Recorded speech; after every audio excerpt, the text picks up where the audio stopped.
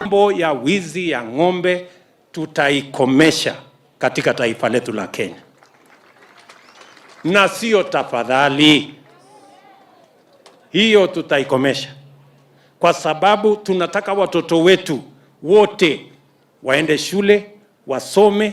Tunataka wananchi wetu washughulike na mambo ya mifugo yao, na mambo ya kilimo, na mambo ya uchumi, ndio tuweze kujenga Kenya yenye msingi ambayo kila Mkenya bidii yake na juhudi yake itamwezesha kuendesha maisha yake, tukisaidia kama serikali ya Kenya.